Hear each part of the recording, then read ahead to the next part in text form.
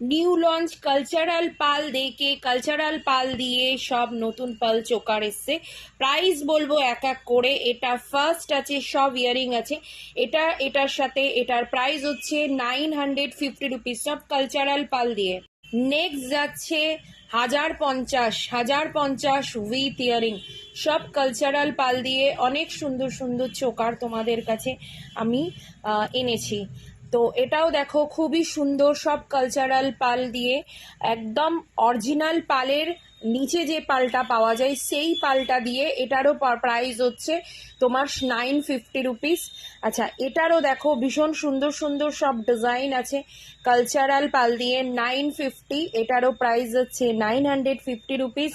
আচ্ছা, এটা দেখো একটা খুব সুন্দর মিনাকারি, আর এটার সাথে একটা বড় ইয়ারিং তোমরা পেয়ে যাচ্ছ।